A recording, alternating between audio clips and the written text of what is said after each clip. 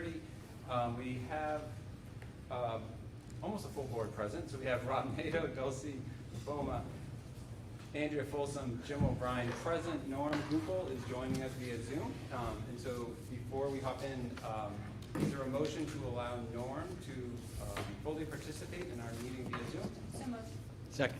Any discussion? All in favor? Aye. Anybody opposed? Norm, you made it. You're in. All right, so let's start with the Pledge of Allegiance. I pledge allegiance to the flag of the United States of America and to the republic for which it stands, one nation, under God, indivisible, with liberty and justice for all. And I failed to mention all the other good people sitting with us at the table. So we have Julia Chahade, our student rep. We have Jody Condon, our board secretary. Michelle Clark, business administrator. And Mr. Michael Flynn, our superintendent of schools. So we have minutes from our previous meeting. It is 2:22. From February 22nd, 2022. Is there a motion to approve? So moved. Second. Is there any discussion on those minutes? Hearing none. All those in favor? Aye. Aye. Anybody opposed? All right, ayes have it. So we'll move on to student representative comments. Juliet. I don't really have much. I think that the, lifting of the mask mandate has been all right so far. I think a lot of kids, including myself, are taking it day by day, sort of looking at numbers and seeing. But I think a lot of people are happy about it. There's not really a whole lot else that's new going on to speak on. Nice. Did you have a good vacation? Yeah, it was nice. All right, school board comments. I just Someone want wants to say to, something. you all know what I want to say, so I just want to say congratulations again to the girls Nordic team on their state championship last week, and for the boys team, their sweep of the Ski Meister podium. It was a perfect end to a perfect season for the girls and lots of fun. And thank you to Mike and to the board for letting me come back on as an assistant coach. I really appreciate it. You had a great time, and look forward to coming back next year. Thankful that you did. Norm, I know you have something. Hang on. Anyone else? Anybody else? Mr. Gupel. Hi, thanks for letting me join remotely. I'm sorry I'm not there in person, but we had a wonderful trade show here. Just a couple things. Just a huge thank you out to Michael and Michelle. We've been on tour for the last couple of weeks, meeting with a lot of people in the community with regards to our budget. It's been a lot of healthy discussions with the community, with PTA, and this morning with Rotary. It's been more of a discussion, and it's been really well received from this community, understanding our process, and I'm just really excited for this Saturday. It's actually going to be my first in-person meeting, believe it or not, so I'm excited to see the turnout of everyone coming out. Last thing is I encourage the community to sign up for any empty spots for the blood drive this Friday. Shout out to Sarah Larson for making that really out there in the media for people to get out there and sign up, because giving blood's always a great thing to do. So I'll be there giving blood. And again, congratulations to Rob and his team for the Nordic Championship. That's just great stuff. Thanks, guys. Thanks, Norm. Andrew, anything? All right. I just have something quick. So this is my last meeting chairing, which is awesome. And so I've reflected a little bit on the last couple of years, and it's been quite an adventure. It's been a lot more work than I think any of us bargained for as we sort of began. So I just want to thank my colleagues, and try to get you over here. But thank you guys, for the last 2 years, Dulcie last 1 year, really rolling up our sleeves and kind of doing this all together. It's made my job a ton easier. And I am very much looking forward to, I guess, passing the baton on to somebody else to take on this envious role as chair and sort of lead the district. So I just want to say thank you, and thanks to Mike and Michelle and everybody else as well for sort of helping out and going through the last 2 years. But it's been quite the journey. So thank you very much for having confidence in me in this position. I really appreciate it. I don't know if we're supposed to comment back, but I would like to thank you, Jim, because really just yeoman's work over the last 2 years. It's been a pleasure. So, you know, hats off all the way around, and a well-deserved change in chairs for you. It'll be great. You don't get to lose. I don't get to leave. You don't get which to I don't leave. want to, but it will be a good break. You don't have to go home, but you can't stay here. Yeah. Guys, before you continue, thank you for your chairing us for the last couple of years. You've done a great job. It's been a very different environment than any other chair in the history of the school district, and thank you for leading us and keeping us all in check. You know, I think you run a great meeting, and I think it's well appreciated. Thank you. Thanks, Norma. Although looking at you on the screen gives me flashbacks of Zoom, and so I'm gonna turn this way. No, I'm just kidding. All right, so why don't we move on under current business, and we'll start with Mr. Kelly, the principal's update. So Mr. Kelly is, come on up. He's got quite a bit actually, because remember he canceled on us because he got sick, and then we had a scheduling one with the other one. So without further ado, Mr. Kelly, thanks for coming. So I'm under a time limit, but I also realize we're ahead of schedule. We're moving quick tonight. We moved those minutes to me. You cannot. So I've been told I'm under a time limit. It's good to see everyone, Jim. Again, thank you for all your leadership with the school board and supporting our staff and our students during your time as chair. It's much appreciated. So thank you. That's about it.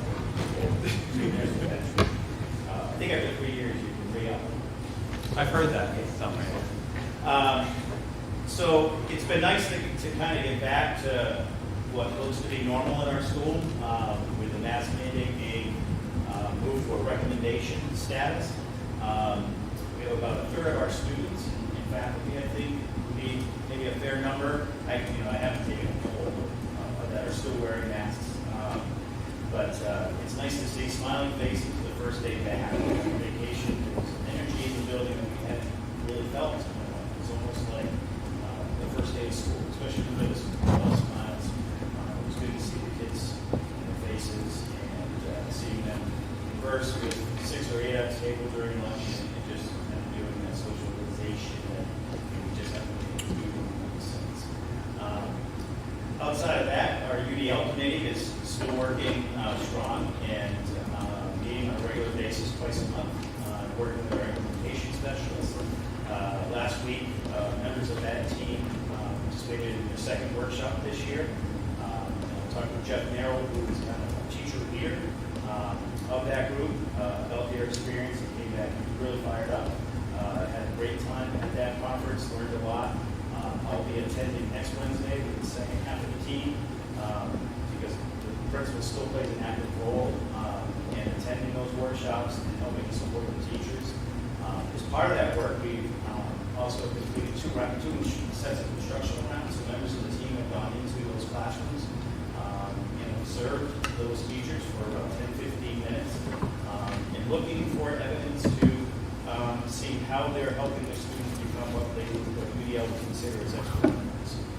So we'll look to do a third set of instructional rounds later in the spring. Jeff and I were talking today about how we continue to grow that and get more members of the committee. So my vision is the new faculty we'll hire later on this spring, get them on board. Rebecca and I have also talked about some additional staff that we'd like to tap on the shoulder and get them involved as we continue to grow the implementation of UDL within our school. So looking forward to continuing that. To quote Jeff Merrill, it's been the best PD he's had in his career, and I'm really looking forward to continuing to see that. In watching the school board meetings, I know personal finance has come up, and I think it also came up in the school board forum that Rotary held. And just so you know, we have 36 students who have enrolled in that this year for personal finance. So I know this is a discussion of where does that go in program studies as it becomes a requirement. But just so you have that number in the back of your head as, if those discussions come up, that's a healthy number to run through that. It's an elective class, correct? Right. Yep. And it's covering, the basic money budgeting kind of things that you would have to do as an adult. And savings and understanding credit and investing, those kinds of things. So, we're trying to get more into the macro and micro levels. Nate would have a good background in But just have to report that this is pretty strong. And again, listening to some of the school board meetings, I'll go over some of, I know there was some questions about ELOs and job shadows and those kind of things. I have some information there to share too. In the area of special education, Holly Sharon, who was our building coordinator, continues to do an excellent job in leading that department. And one of the things that she's done this year has brought in a representative from both rehab. And once a month they come in, I believe it's on the first, well, they were just here today, so this will be the first Wednesday that we would have been able to have it, to work with students who are identified students, but to also start with that transition process. So part of our process, or part of the special education process is to work on transition services and what life for them looks like after high school, whether they're going on to a 2-year, 4-year school, or into the workforce, or even the military. And working with Voc Rehab really helps to have those discussions about how they can go about doing that outside of just an IEP. And they're getting one-on-one or 1 and 2, two-on-one attention. So it's a great opportunity for them to just start thinking about life after high school without the case manager or without the principal of the school counselor. So it's just another support that she's brought in that helps support that, those students or those families that are starting to think about that. Because what I've noticed in all these years of being an LEA is parents, when they get to this moment of freshman, sophomore year, now what's their turn, after graduation. And so we really try to work closely with them about these are some options and start laying the groundwork and getting them connected with organizations like Community Bridges. And Voc Rehab is just another example of that. So she's really done a nice job of that. Looking forward to that continuing into next year as well. And that kind of leads me into school counseling. I handed out packets, and Jeff Daly, our new director of guidance, worked with his department, with Beth Stern, Daniel Missouri, and Michelle Fisher, to come up with this mission statement for the guidance department, utilizing our core values and beliefs and learning expectations document as a document to work from. He thought it was really important to have that in place because it's not something we've had in place before. So he came to me with the idea. He asked if I thought it was a good idea. I said, I think it's a great idea. It's not something I had thought about to have a mission statement just for our school counseling department. And that also kind of grew out into some feedback that we had received from some students over the last couple of years about what is the job of the school counselor really doing. They really wanted to hear more about the mental health services that they were providing, but not understanding the other roles that they play around school counseling, academic counseling, scheduling, college application process, and moving forward. So this is a nice document for us to have. Right now we have a laminated document in the guidance office that you'll see. Shout out to Jake Staples, who Jeff Daly worked with. He did this design. He takes a design class at CRTC, and he worked on it there. So when I saw it, I really liked the scroll. It's really nice. So if you see him, thank you for that. So he really put that together for us. They continue to be busy, our school counselors, with SAT preparation, so we're getting ready for that with our juniors. We completed all our course registrations. So course registrations are now in hands of the department this year, so I'm scheduling out those meetings of our classes. We'll be running who's teaching which classes for next year. And as part of that registration process, we also talk about our CRTC program at Concord High School. We have 38 students that went toward CRTC this year. So again, another healthy number.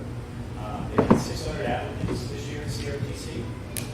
So we'll look to get as many of those students involved with those programs that they've chosen over the next several weeks. And probably by the end of May is when we begin to send it and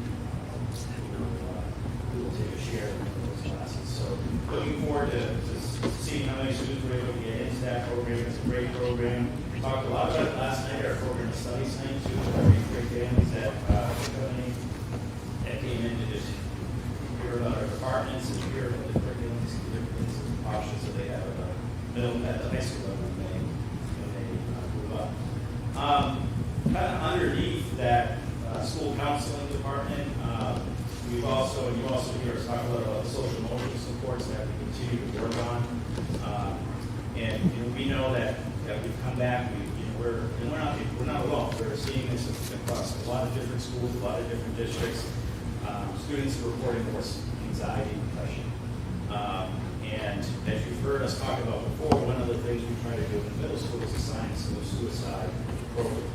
And this week, in our project success class, we've been doing our surveys, and school counselors and our SAT have been speaking with those students and those families in the event that by that survey, we believe that we need to reach out. I've been pulled into some of those conversations. They're very powerful conversations to have.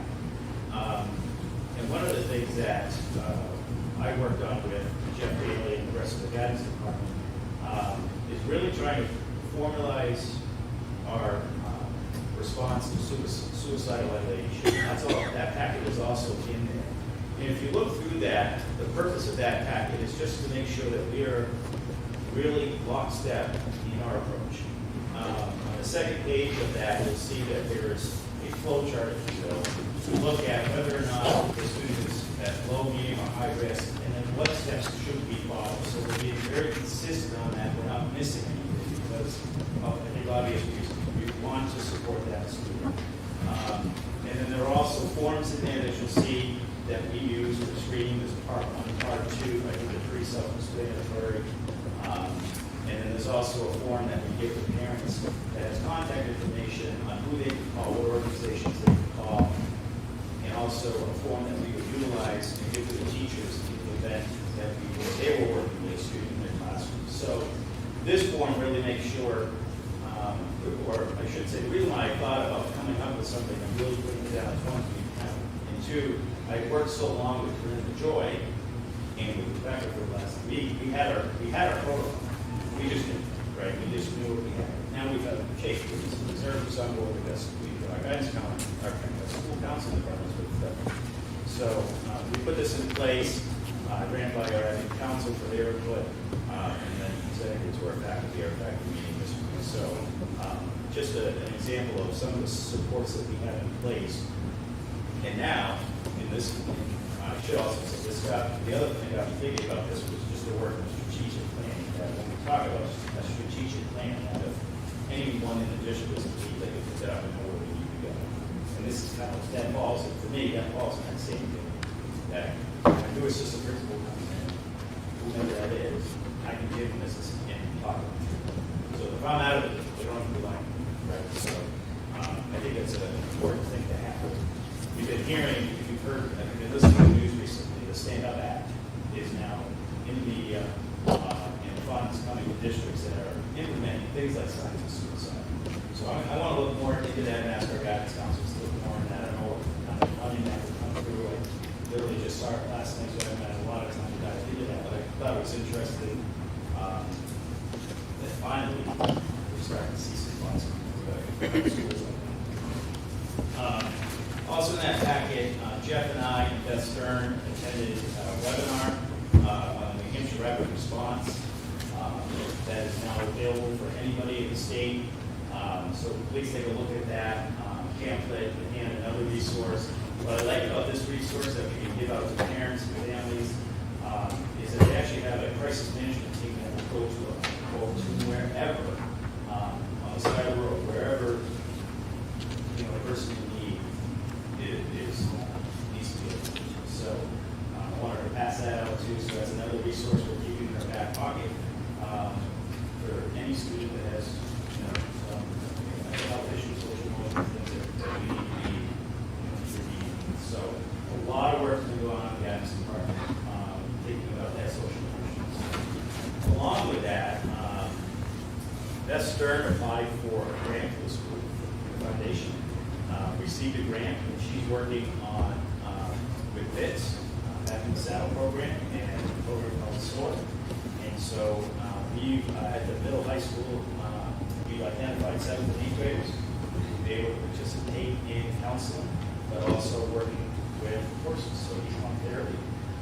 So we'll be starting that up in April and May, and those students will be going 4 days a week for it's like a 2-hour session. So an hour where they're working with the counseling and an hour working with the horses, and there are different topics over their time. I think it's a total of 8 classes or 8 sessions that they'll attend. So Beth and Andy will really work. I'm really proud of the guidance department for really keeping that social emotional piece out front. Yes, it only helps, a smaller number of students that we're identifying. But we have to start somewhere. And maybe this grows into something bigger. These are the steps that we're taking within the guidance. What else? Oh, so ELO and internships has been a topic that has come up in different conversations and board meetings I've been watching comfortably from home.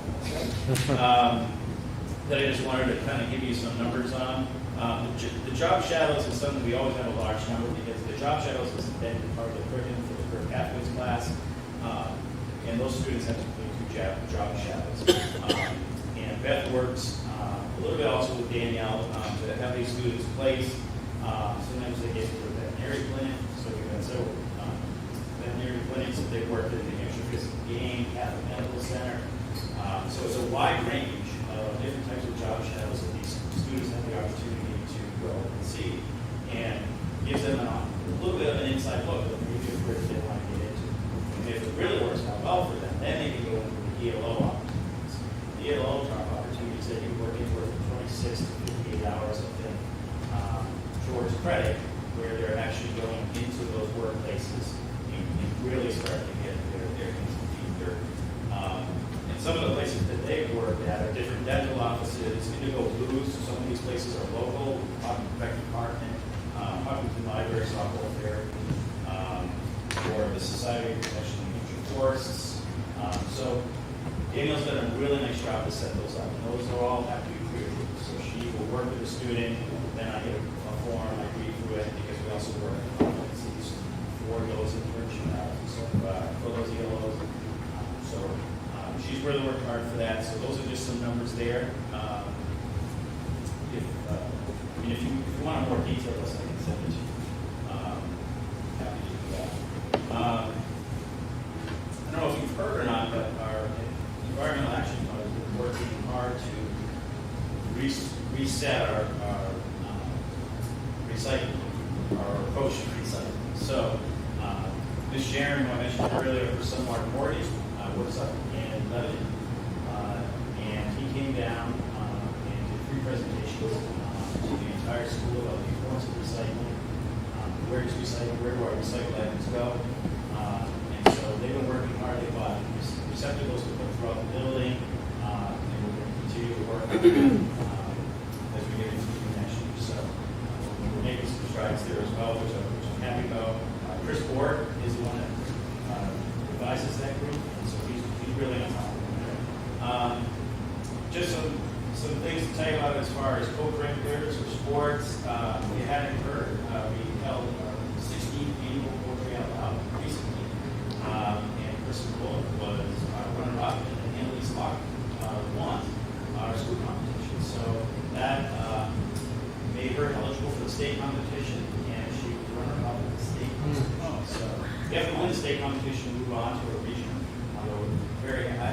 I ended up having to sub-check stuff. I went to just watch it, but it was great to judge. It's amazing to see them memorize these poems and then recite them. And I don't know that I burned them, but they have to judge. So I just wanted to congratulate the 2 of them for this. First Robotics program still going strong. Sherman Betts heads that up. They had their first inaugural meet. I think it was the first weekend of our March vacation. And they didn't place, but they did receive the creativity. So they're working hard and getting ready to move on to the next competition. Guys and girls with great success. Our teachers and our students did a wonderful job with that. I don't know if you've heard, but one of the things I try to focus on this year as well is to try to find other opportunities for non-athletes. So in middle school and the high school, I have 2 advisors who are running a chess club. So Sarah Brewery is doing it in middle school, and then Stein Braun is doing it at the high school. And those are healthy numbers that are being attended there. Greg Wider is doing a gaming club every Friday, so that is always packed. Meet on a Friday afternoon. I want to play a few games sometimes. And we're back to, our page turners, for our readers and our book lovers. Donna has done that for quite some time. Really enjoy doing that. During the winter in the middle school, we did an action for safety for all girls for self-defense. So we did that during advisory. Dean helped bring that in with that term. So again, another opportunity just to empower our young ladies in our middle school. We've also started a student month in middle school. Rob alluded to the state champs earlier in the boys alpine, which I think is first time in over 20. 50 years. Since 2000. Oh, For what? For 2000 was Oysters? the last time, when they was combined. Oh, yeah. Oh, when they were When it was combined. So, and then Cheap kids. we're also working on, well, not me, but the student council is working on spring fling. So we didn't go winter carnival this year because we weren't at that point of going masks recommended. And it's a good thing that we did push it off because we didn't have school that day. So we're looking forward to getting that spring fling up and running Friday before the week. So lots going on at the middle high school. And happy to answer any questions. That was a lot. Thank you, Chris. Yeah, Amazing. it's been a while since I did. Good questions. I have questions. Yeah. That was amazing. Okay, I have a few. For CRTC, 38 kids is amazing. That's like 10% of the high school, right? And, well, they're all sophomores. Oh, that's just sophomores? Correct. So what are they taking? Do we know? Oh, well, I don't know what they registered for. Okay. They'll put a first, second, and third option. Yeah. But they're actually starting a new business course. Okay. But they got the fire EMT, all the regular courses that they run before, the construction trades, culinary, the law enforcement course that they have. So it runs the gamut. It's- It really does. That's awesome. 'Cause the only thing I would say is that it's a diverse offering there, obviously. So it's not like metal shop or wood shop is going to fill everyone's needs, but that's helpful for thinking about shop loving people. Right. Yeah, Right. so that's a good data point.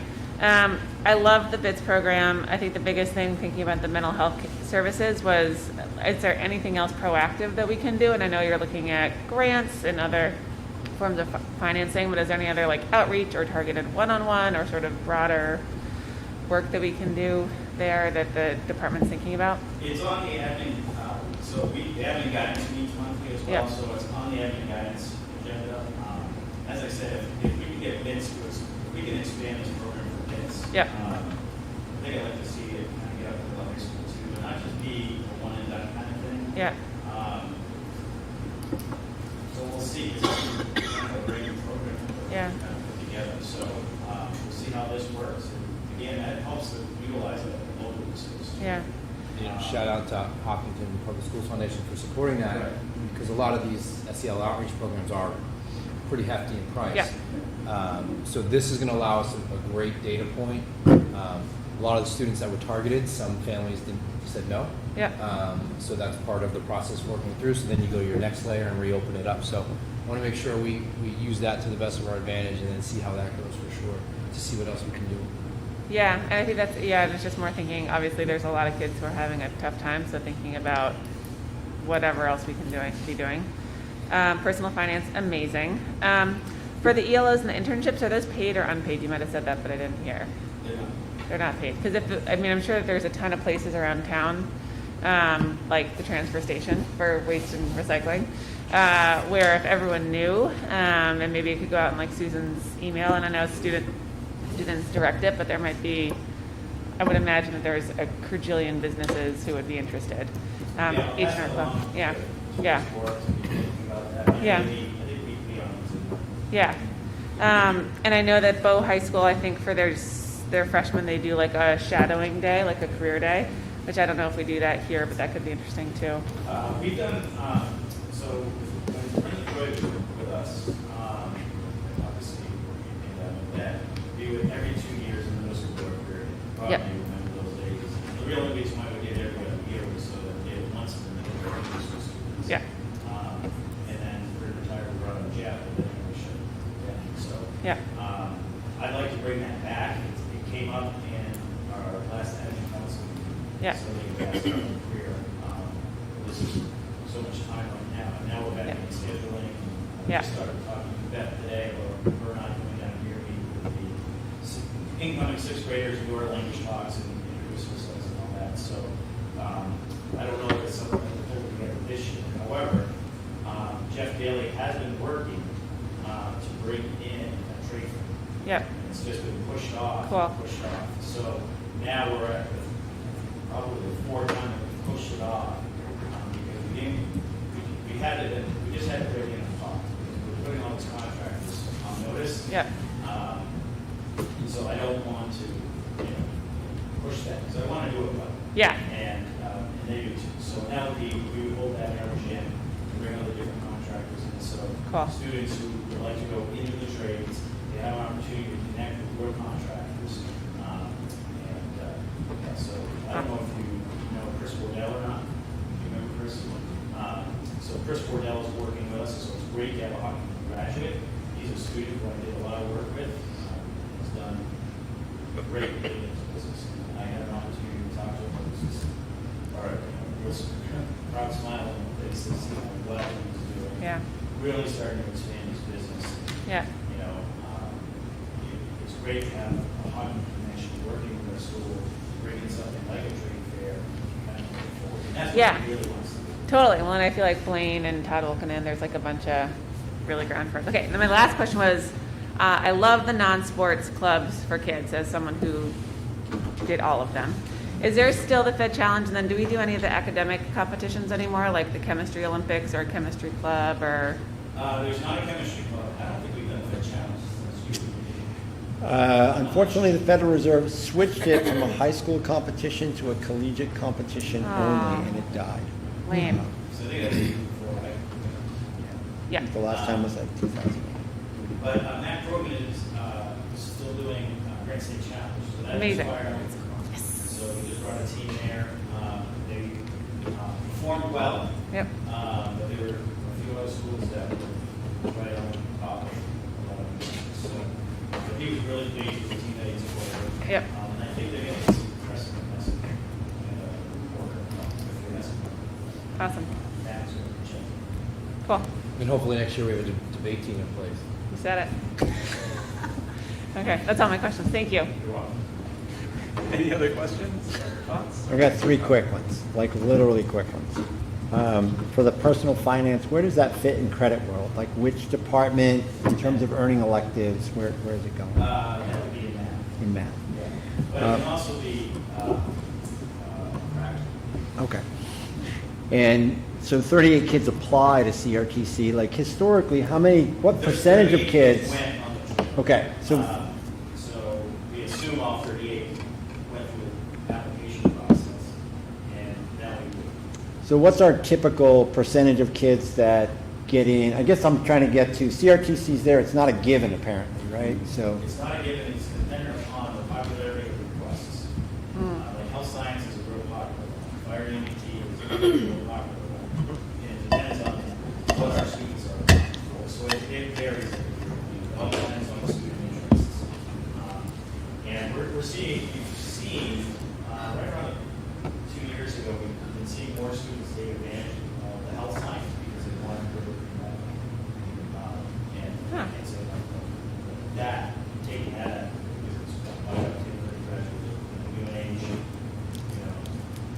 Harvard, Clash, and I really attribute to her having that experience. And if you do like the automotive or construction, you're graduating with a certificate for employment, $40+ an hour, it's level 1 or EMT fire, we're right into that. And because of what's been happening in the country, fire departments and towns are now paying to go to the next level. So you go into work, and they're paying you to go to the next level, but you can't find people to go into the field. For us, firemen out in Salem, these people come in now, and we'll pay for your education. And for 4 years, the overtime you pay. I'm like, well, I'm not right. I'm with 470 kids a day. That's like money anywhere. Just not as big. So, yeah, that's that. Awesome. last question was around the ELOs, so they can earn credit. How much credit do they earn for an ELO, and how many times can they do that? So they can earn up to a full credit. It's all based on the hours. So if they do close to that 60 hours of 58, they'll get the full credit. If you have that, it's half. They can also earn just a quarter.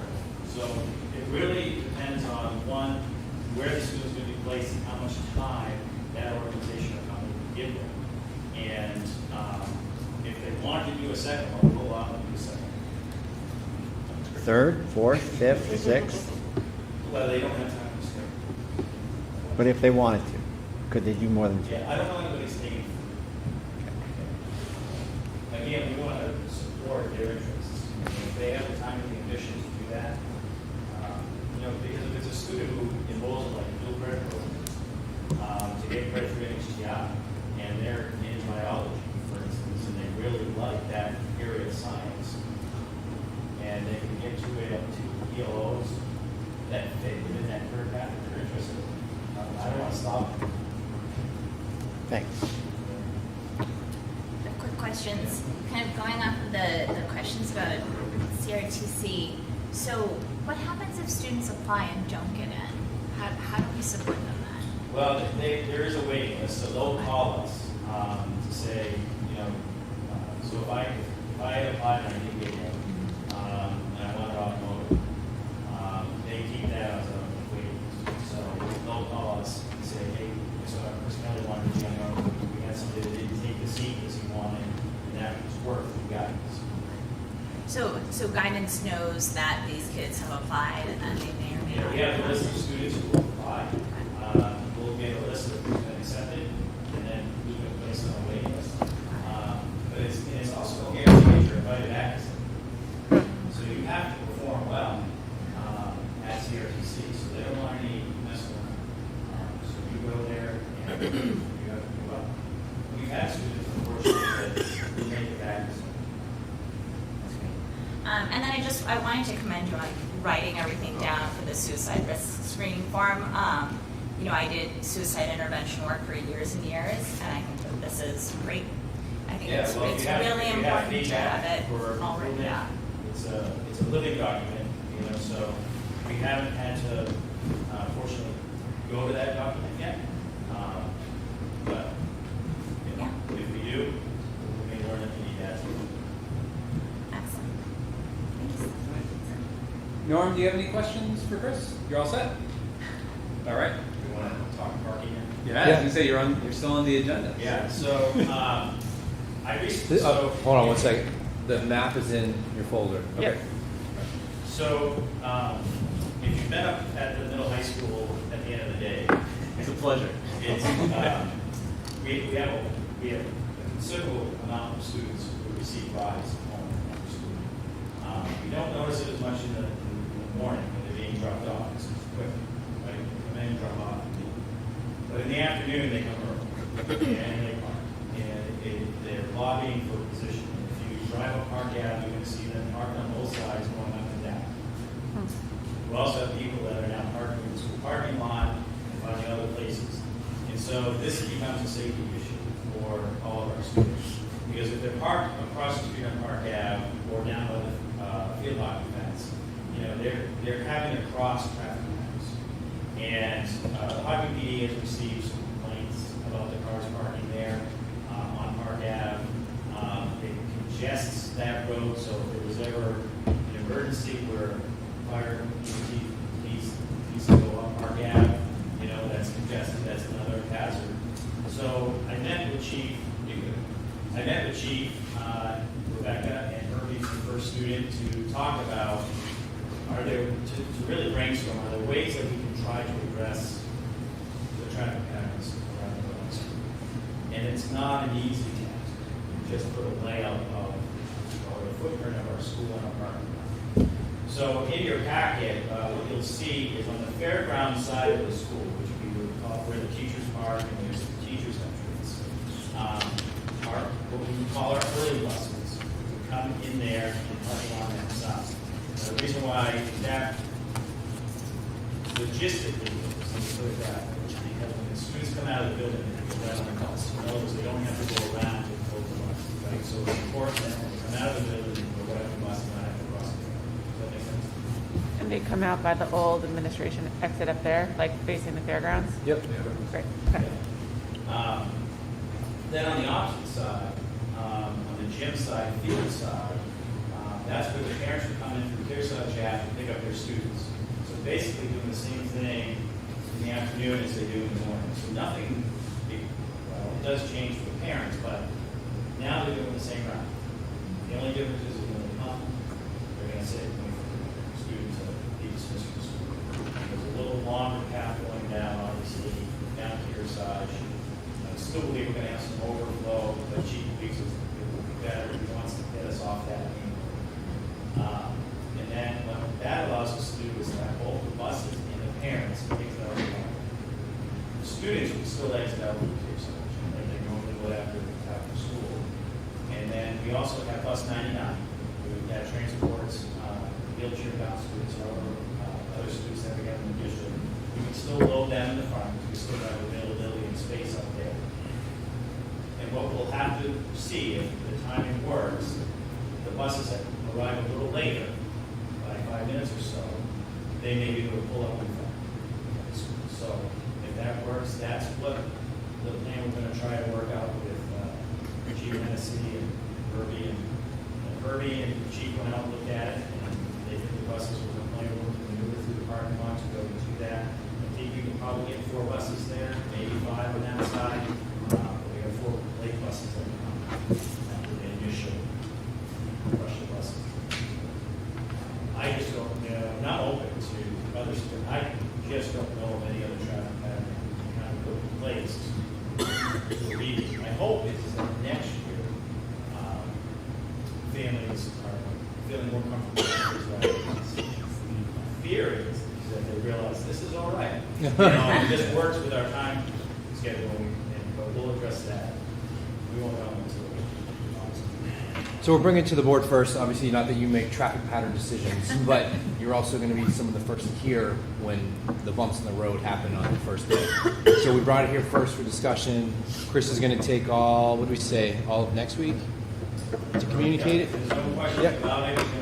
We're going to take it's going to be a week transition of communication, let everyone know, give them an idea. Communicate with the students that you're only going out the back, that's the only way out, you're not allowed to go out any of those exits. And then we're going to begin that switch. But it was important that Chief was involved and Herbie was involved. So it's the next. We need to do it now. We can't wait till next year. So that's what we're working with. Sorry. So then, on the map, so the buses and the parents come in off of Kearsarge and then split and go. They enter that way and then they line up and then they exit on Park. That's right. Yeah, the buses will be there. They get there ahead of time, as you're aware. Yep. I'm sure. So that lineup for parents, the buses will already be there. Be there. Yeah. Except for the really early parents. Okay. And we'll still have things. Bless you.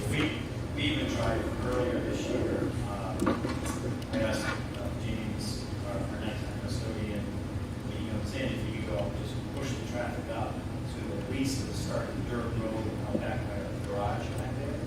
And it's just a great. Thank you for doing all the work, because it is a mess in the zoo out there, and so this is a good plan to try to get your arms around. So I appreciate that. Any other questions? I have one quick. This is only, the change of pattern is only for pickups, right? People can still turn in there in the course of the day, when they visit the school? Yep. Okay. Just all right. afternoon pickup. Okay. All right. And Chris Thanks. will communicate that multiple times through Parent Square, Twitter, Facebook, all the fun stuff. Thank you. I think Rob's doubting us, so we'll see how it goes. No, I'll be honest, I don't know how it was that, and that's why, meeting with Chief, listening to his ideas, and just getting the bus people, police, and Rebecca and I are on the table to take a look at it. It's not easy. The map is kind of confusing. So if you wanted to Oh, that's not the map that's going out. okay, great. Because I was going to say you should color code it, and Yeah. there's directions I going said the wrong way. This is a professional. Yeah. I am not a design person when it comes to that. We will get someone who can handle You're lucky that. I Okay. figured out how to put the boxes on. It looks good. It looks I good. don't know those, so that they Yeah. these yellow Yeah. boxes for buses. That's great. Yeah, because that one's sort of like, oh. Yeah, no, that's not the That's one. great. Good. What do you think? I think changing behavior is really hard. And I think that, I mean, as I look at this, the keys are the buses actually there before the 2:40 mark and in place? 2, getting parents to recognize they need to come in Kearsarge Ave, and then you got two-way traffic on that little driveway going to and from Kearsarge Ave. I wouldn't have thought of this, or would have thought of it before the Right, yeah. That's right. That But- was one of the holdups for a long time, even looking at changing traffic patterns, because it was just too thin of a road. Yeah. I mean, my only, and I know you guys have looked at it, is, one-way traffic pattern and it all goes out Park Ave, not going to. Like, kids going out the front, parents are going out the front, everybody's going out that way, and that's one way. Up until, I mean, by 3:05, the place is empty. That's right. Right? The buses It's get like a out. 10-minute problem. Yeah, I mean, the kids, it's like, There's, we have parking. And those staff members have been put in some interesting situations Yeah. with non-students, with adults. And so, witnessed That's some the of, behavior. I That's actually witnessed the some of hard- that this that's the winter. hard behavior. That'll be the harder I mean, behavior. that's going to be the hard. The student behavior is not going to change because they know they have to go. Students very well know where the teacher's entrance is. And we tell them that the parent pickup is now out the main entrance. I mean, again, multiple, we'll have Tanya on the intercom before, and the first thing is remind people where they need to go. Obviously, I'll be out there, and I talk to the chief, I'm like, we're going to change this, we're going to need some police support in that first week, because some people aren't going to like it. No matter what we do with the traffic, they're not going to like it. So, Well, we had real success in changing the traffic pattern at Hillmark to a very different one, so I think. yeah, I mean, we're going to. Chris, Juliet had a question. Yeah. Are the buses coming in this way and going out this way? They're going to come into the Kearsarge out back. And Okay. then just exiting right on Park Ave. With that, I know sometimes when I took the bus, it would sometimes be like 2 to 5 minutes late, and then I know that there are more buses that come after. Would the buses get stuck in the long parent line and be unable Well, to? honestly, that's a concern, and we're going to have to see. So I asked Kirby which buses are the early ones so we can sure, and so we'll even tell the students and the families that these will be the early buses, the late buses, will be not late, but they just come after, it's just because of traffic. And we're going to access the front of the building for late buses. There's still that, because that congestion will be gone, so they can roll in that way. It'll take a week to flush out unintended consequences and all that. So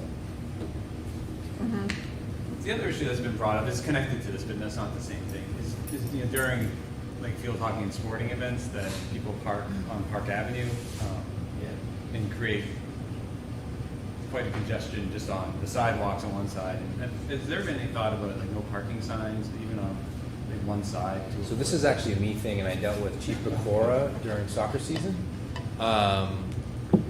It's something that it's also that side of the road is it's the town, right? So we spoke about coning it and monitoring it.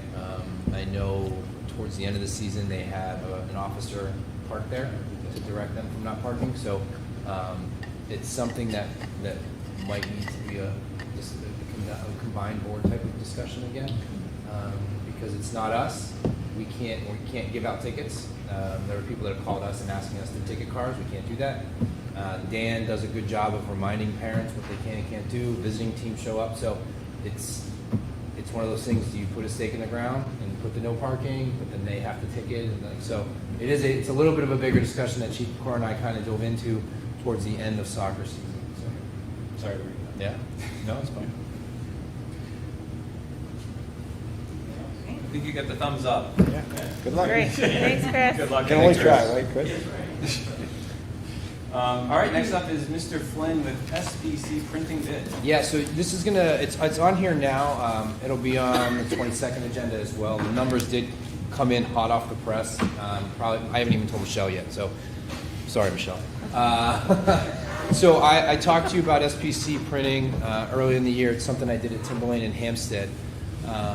And what they do is they come in and evaluate our photocopiers and printing fleet, essentially, district-wide, evaluate the ages of them, when they anticipate them needing replaced, how many pages are printed, all that stuff that Matt's department helped them.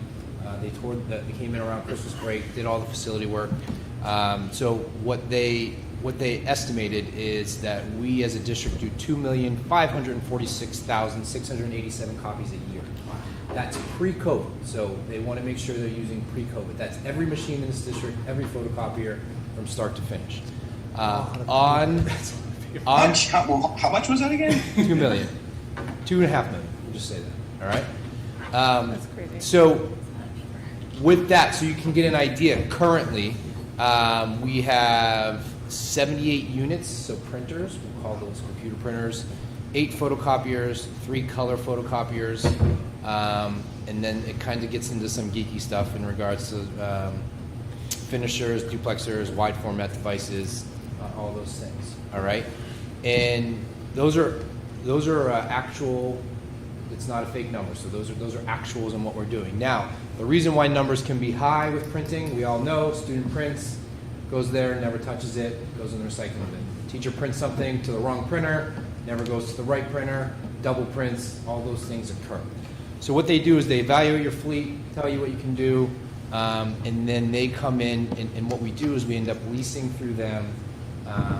What they do is a complete infrastructure upgrade. So we have printers currently on property that are from 1999. We have devices, and I compliment Michelle and Matt all the time on how long they've run these devices, how long they've maintained them. It's pretty remarkable. And what they'll do is they come evaluate, upgrade your infrastructure. So what ends up happening with your pricing is what they'll do is they'll replace, well, with Matt, we've already identified eliminating, looks like 16 devices that aren't used regularly enough, right? Redirecting printers. So 62 new, we would add an additional photocopier. We'd increase it to 5 color photocopiers, things of that nature. And then a key to this package is it's called paper cut. I'll call it badge printing. It's the easiest way to say it. Mike presses print. I go to the nearest photocopier, scan my badge, everything comes out. So it's not inappropriate or wasteful printing. Toner, ink, paper, so forth and so on. I'm going to review, I want to review this more with Michelle, but the initial numbers coming in, they take all of our billing, they evaluate all our billing, all our leases, all those things, what we spend on service and supplies, and currently it looks like it's around $50,000 a year in regards to service and supplies for color, service and supplies for black, and then annual leases towards copiers. And what they do is they send these bids out to Konica Minolta, what's the other big one? Yep. So all these companies, they bid on 78 devices, right, or whatever it may be, rather than purchasing one or leasing one. And they come back with what the cost would be. The initial numbers coming in right now, and again, I have to meet with Alex and Michelle, it's around 48,000, 48,700. That's the initial buy for year one, and that's estimated. And this is where it gets weird, so that's why it's going to be long. It's $31,561 for the annual payment. That's what we pay every year. That's for the maintenance, the machines, the upgraded infrastructure. And what they anticipate, currently we do 18,000 in black supply, 18,000 in color, 28 in black. They anticipate that dropping to 7,000 for color and 9,000 for black. But those numbers can even go lower once we institute badge printing. So those numbers come down. So that's why I know I'm throwing a lot at you. I'm going to get you the paperwork so that you can digest it. That's what I really wanted, but I wanted to discuss it out loud that, you know, over the 5-year plan, just with this, you're looking at about a $12,000 savings in service and supplies, all right? Plus an upgraded infrastructure. Everything is brand new. All the machines, they're faster. They print more within a minute. The part that I made them leave out because I called it, it's their number, not our number, and it's another compliment to Matt and Michelle, but they anticipate over the next 5 years with the devices we have on hand that we would have to spend about $27,000 upgrading or replacing them due to what they've seen in there. Now, again, that's their evaluation. That's not our evaluation. As you can tell, we run them a lot longer than the current market. So I'm going to sit with Michelle and Matt and digest this, and then I'll bring it to you on Tuesday a little bit more for discussion. I'll get you this paperwork in place. But they were in Timberlane. We replaced. It was almost 2,300 devices. Yep. And then in Hampstead we did around 220. They were phenomenal to work with. Last year was tough with Hampstead because of product delays, but they're not anticipating that this year. But they do a great job of upgrading our infrastructure and delivering on what they do. So, yeah. Go ahead. So when I left, I was a dinosaur. Yep. And every test I would print out, kids would write their answers out, and I would take them home, and I would correct them and all that stuff. I have not seen a piece of paper in the last 14 months in my new job. Everything is Canvas and Dropbox. So I guess, are we at a transition point where we really need to sort of rethink how we're doing business in that way? And Yeah. for my teacher friends who are listening that are dinosaurs like me, I'm sorry, but I got to bring it up. Yeah, It's a lot of money. Yeah, actually, it's already a compliment to Matt because remember, there's 78 here, and he already identified 16 that we don't need anymore, or don't need as don't need. I'm going to say that. The other key to this is with this bid, you can always come in under as we start putting them in and taking away. That's another great part of it. And then the other thing is upgrading the actual photocopiers and the badge printing. You're going to see a lot more direction to that, which will then, you're going to see minimal. But that's what's great about the service and supplies. If we're using less prints means less money. We spend less money. So that's all determined on the print. That's why the paper cut was the most important part, and I think Matt would advocate for this too. If we get everyone to do badge printing or print less, then that number comes down. It's not a locked fee, so it's adjusted. Yeah, I guess what I'm saying is that there are ways to assess everything without having to print a piece of paper. Sure. And, that's probably the direction that we should be thinking about. More of a business practice rather than Yeah, contract. yeah, again, I correct tests every day, I correct short answers every day, it's all in Canvas, it's all. Yeah, And there are a lot of people who do that, I know, but there are. a lot Middle of high us that school, didn't. great. I know Right. lower elementary would probably be screaming at you right now. Yeah, and that's, they need paper down there. So it's something to definitely evaluate, but that's what's great about this. But we can, and that's why I want to meet with them before we do any action items. Yeah. Will they also install the drivers on computers, or will they work with you, Matt, to install the drivers? And then can they also do trainings to tell people how to use the technology so So people will that's- double print and not have to reprint runs of tests and stuff? That's a great point. And to that point, we currently have 35 different models on our properties. Yeah. 35 different that they help people train. This will bring it down to 6. Yeah, Yeah. yeah. Because I think that's part of the behavior shift is if people know how to do it, then ideally they won't be, I have a question. Please. So is this for ink and paper, Mike? Nope. That they're going to be just ink? No, correct. The paper would be on our end, meaning if we're printing less, we're budgeting less, we're ordering less.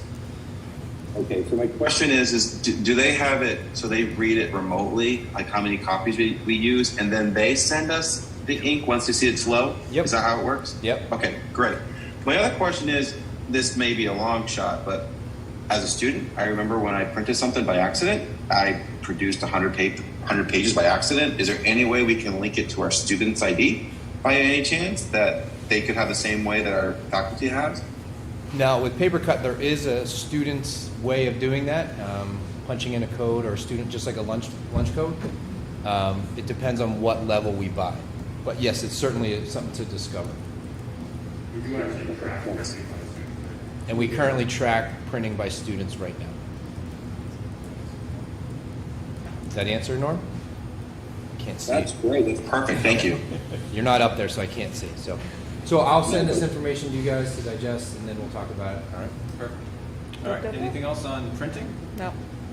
Awesome. All right, we're going to move on to the next item, which is Mr. Goupel, the building committee recommendation. Norm, I'm going to put you in the middle of everybody. So he said he's having a hard time hearing. Oh. Oh, okay. I'm actually going to run to the restroom too.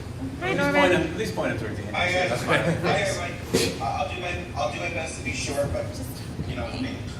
So on March 7th, we had a great building committee meeting. It was just fun to celebrate. We had pizza and cookies, and it was really about spending some time to reflect on this project. You know, so many people have put so much time and effort into this project where, you know, from this board to many boards, we all got this project done on time, on budget, of course. And we delivered everything that was promised to this community. And, you know, to everyone here at the table, to Mike Flynn, to previous superintendent, and most importantly to Michelle Clark, you know, through this whole project, she has been on top of everything, keeping me informed, keeping this board informed, and we haven't missed a penny on this project. And I know it's a little weird doing this remotely, but I please ask the board to please show some support to Michelle Clark at this time.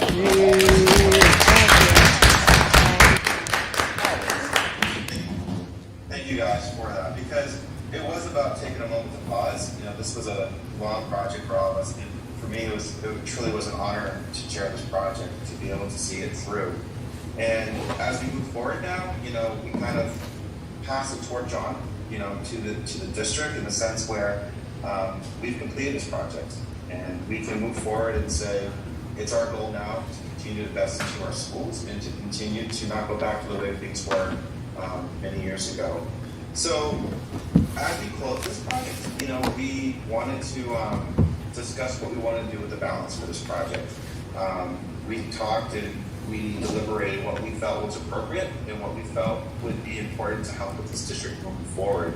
So the building committee unanimously supported sending about $406,000 to the CIP committee for them to be able to disperse this to deferred maintenance that we have had in the district.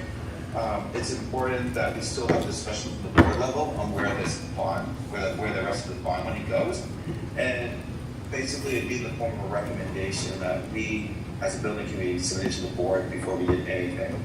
So sir, I'd like to pass the torch on to people who know plan CIP, and they will deliberate and make a recommendation for us to approve. This is great news. Again, thank you to Jay Burgess and to everyone, H.L. Turner, BPS. It's a great project, and as a board member, I definitely want to invite them back to show recognition for their work on this, because you know, we will be updating the community on this as in a form of presentation, as you know, and just it's great, exciting news to announce that you have a motion from us for $406,000 to put towards CIP committee from the building committee tonight. Thank you. Norm, that's great. Thank you. Any questions? I guess, oh, please. I guess how many people came to was it last Thursday was the first tour, or is the first tour tomorrow? First source tomorrow. Okay. That'll be exciting. And then I know, Norm, we had talked about at some point sort of doing like a final summary for the community, and it might be on Facebook, and I'm not on Facebook, so my apologies. But if there's like some sort of like bow that we can put on of like a summary presentation or document, just so Yes. people, Yeah, so I asked BPS to archive every single photo from this project. So what's gonna happen is once we go through that and we have the final fill-in and closed out data that Michelle's approved and it's closed out, there will be some type of section coordinated with Matt and Mike Flynn that we will have it on there so the community can see the photos in process. It's so important that we archive the work that we did so the community can go back and say, hey, you guys did a great job. I want to make it clear there's still checks and balances that I will oversee.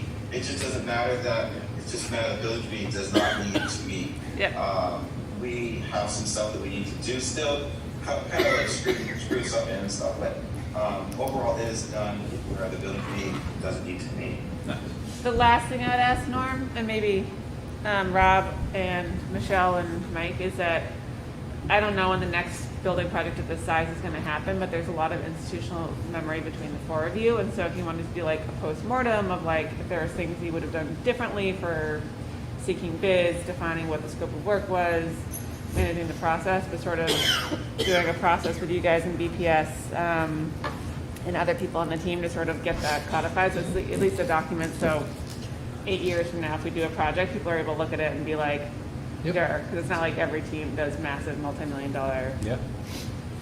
like improvement projects. Not to add stuff to everyone's plate. Maybe it's a question for Michelle. So I'm just curious, like, and it's a moving forward question. So as we think about the 400,000 in the CIP, are there restrictions on like what the money that we bonded can be used for with the CIP? So like, I assume it can't be used for everything because there were conditions on the borrowing, but Correct. So I've talked to legal counsel, or I should say our bond counsel. And what we need to do as a CIP really, and then bring it forward, but is to look at historical data to see what we had at public hearing, to see if what we had originally in the project that we put on the deferred list, because we couldn't get to it. And then those things are pretty much things that are very comfortable to say, yes, you can go ahead and use bond proceeds for that. and that would be deferred list during the course of the project, not deferred list that happened before we did the bonding. It's kind of both, right? It could be Because both. yeah, because we just took stuff off of the original thing because we couldn't do the $19 million. Yeah, Okay, so there's a lot more open than just like what our original. right. So we just got to look at our, So our mission, and then the board has to feel comfortable because Yeah. bond counsel said it's definitely not bond counsel's opinion. It's the board's comfortability and opinion on whether they feel comfortable that this was part of what was discussed at some point and could be moved forward. it's funny, Dulcie mentions postmortem follow-up, but through this bond counsel, Michelle's attention to detail, she's gone back to every meeting minute and pulled every list. We were reviewing it the other day, so if it was mentioned in the process and documented, and it becomes part of it. You can't, I don't know, you can't re-side the SAU. It wasn't part of it. You know what I mean? It had to be in discussion. It had to be maybe those adults plans that were eliminated. It had to be. It could have been on the initial documentation and what we were thinking. It just can't be pulled out of thin air as the advice that we received. It's great. And it can't go to operations, salaries, that kind of stuff. Yep. Oh, I had a great question. I don't know what it was. No, it's. So the CIPs, now the CIP is going to take that evaluation, and they're the ones that are going to be the discretion of evaluating where we are, and then nothing will happen until we bring it to the board. Is there a time limit on the bond, like when we need So I to- think we have 2 years from when we took the bond, and we've already spent the first bond, and so the second bond was in July of '21. So we still have time. So we have 2 years to spend the 400? Yeah. Okay. That's fine. Yeah. I think the last thing to reiterate, Norm, because and we'll probably do this again on Saturday, but like, this was a stroke of luck, I think, when this project happened. It's a stroke of luck that we had the team that we did that was able to somehow accrue $406,000 in savings through a project, through a pandemic where the costs were through the roof. And I think it's amazing leadership for both Norm, you, thank you for working so hard on this, as well as for this entire team. And it's incredible that the district has this money to move forward with. It's amazing. So thank you for all your work. Thanks, Chelsea. Any other thoughts or questions? Hey, Rob? Just how this relates to Article 7 for, I don't know if that's where you're going next. Yeah, and I didn't know if this was the right time or when Michelle talks about the financials. Is that the right time? And so I've just been thinking about it, Rob, as you said, Article 7 and the what for everybody. That's just the $100,000 from taxes plus $100,000 from fund balance going to pretty much the CIP. And so what was running through my brain was we have this, so we have another $400,000 that. Well, we're still not sure. It can't be used for everything on the CIP. I think it's probably true to say, but it can be used for some items on the CIP. And then I don't want to steal Michelle's thunder, but I think we get to the review of the financials. Like as always happens after our budget, we end up getting more actuals as we go through the year, and so it looks like fund balance will have a little bit more in it than we anticipated when we set our budget. And so I don't know, like, as an option, if we want to consider thinking about on Saturday if we want to make any amendments, because what we can do is one option anyway is to still do 200,000 but do it all out of fund balance, because I think we'll have it, and that would just, I think for the taxpayer that would just mean a reduction in the warrant of like 12 or 13 cents.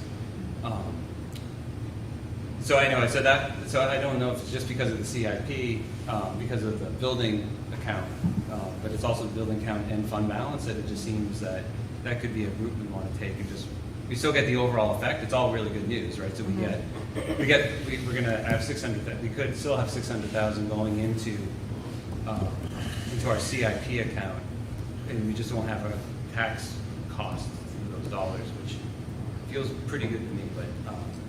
But again, I don't know if this is the right place or we do it later. But I don't know what other thoughts are. Yeah. Are we good to talk about it now? Let's we're do it. here. Let's do it. Okay, great. Now. I am literally split on this because I've been thinking about it too. We have in our 6-year plan, which I talked through with Michelle today, some pretty heavy-duty items coming up.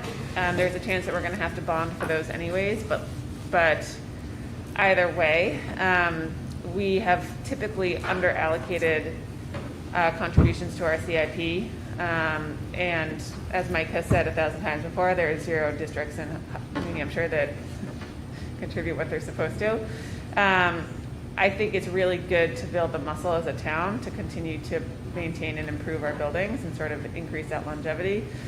I think it is amazing to not ask for money from taxpayers whenever possible.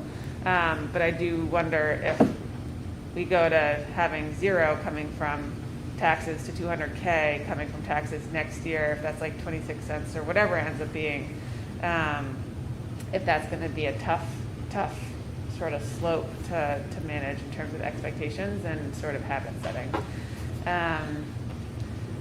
So, as someone who's thinking through the CIP allocations, like as long as the money's there, that's like one thing, but the other part is that we just need to keep doing this, and I honestly, I can't like get to a point in my head one way or the other, but yeah. I think, just to jump in, I think for me the most important is because I agree, I think it's really important that as a town and district we value putting money towards our CIP every year.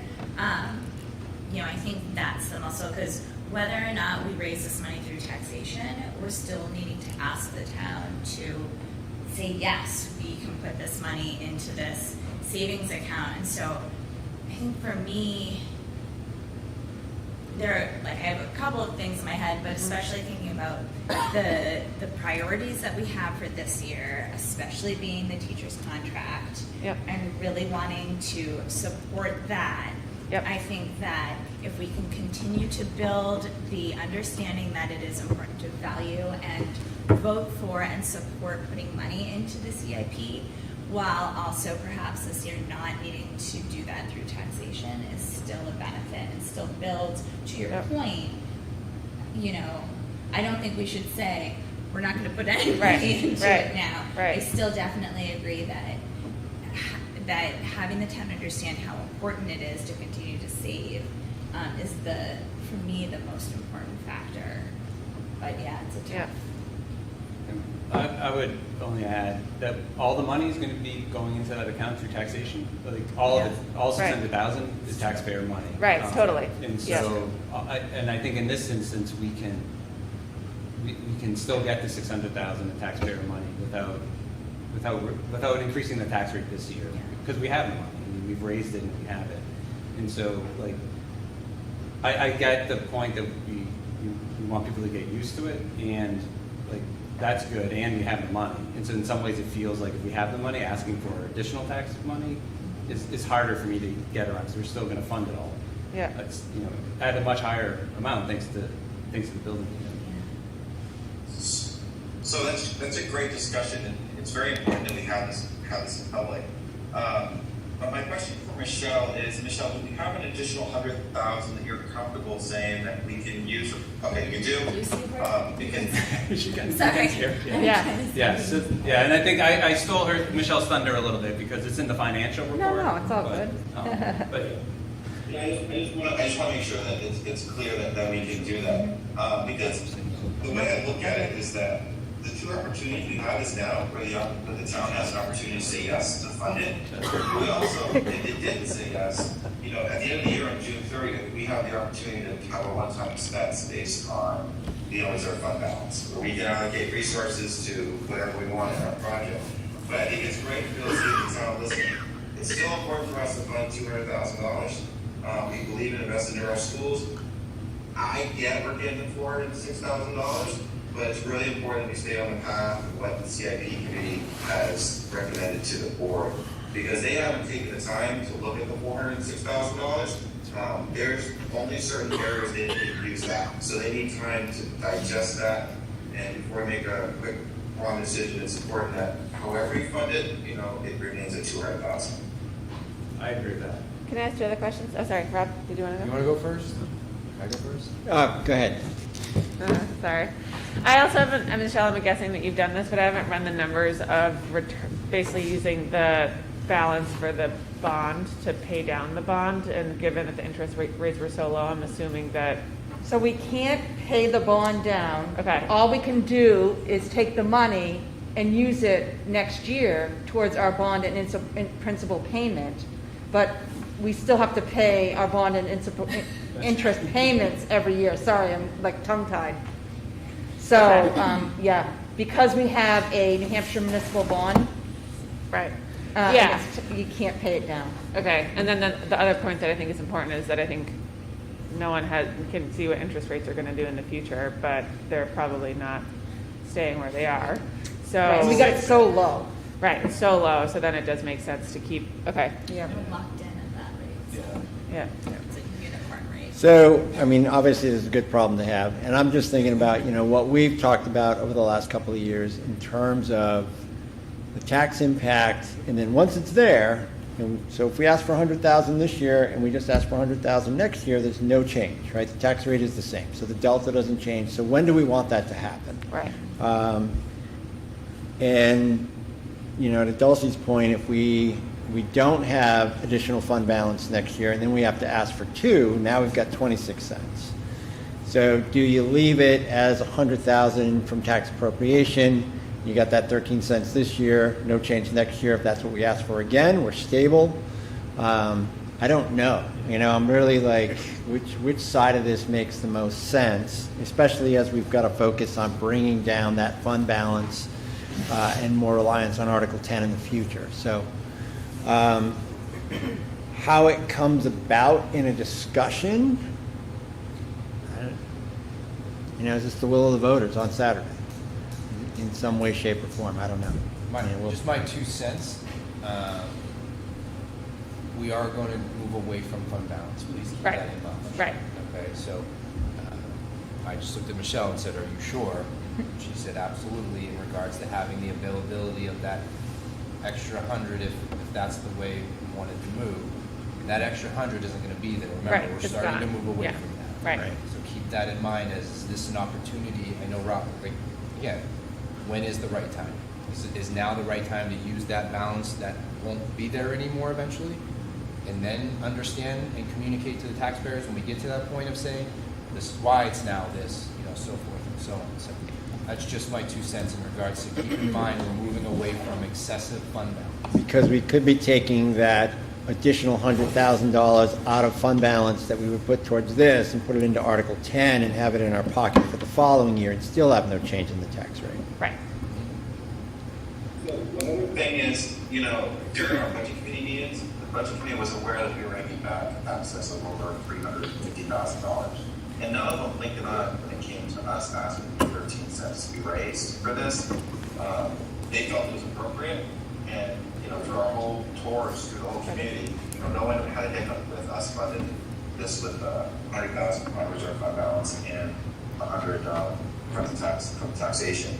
So That's just a perspective. You know, I think it's something that we've been going around the community sharing, and maybe to go to the district meeting saying we made an amendment. You know, I 100% support sharing this with the community tonight. You know, this is what our job is. We get the information, we talk about it in public. But I just worry that people might be confused since we've been talking about this for over a month with the community on the 13 cents. But the discussion to know that we're talking about is important. Yeah, and Oh, no, sorry. go ahead. Well, I was going to say, I think the only difference is we didn't know how much fund balance we had during the course of the budget process, and Right. so like we were all in favor of using 100,000 from fund balance and 100,000 from taxation. But I just think the knowledge we have now is different, and so if we had this fund balance knowing this in our budget negotiations, we might not have factored in the same thing. So yeah, but I get your point, Norm. So I guess, so I've never been at an in-person school district meeting and talked about the CIP. How much are, if this is what I'm presenting, am I allowed to say about like our practices about fund balance won't be there next year, like we have to start building this up, we have visibility into the next 5 years and allocation, like how much forward-looking information can we give to the voters on Saturday as they work through this to help them figure out how they want to make their spending decisions?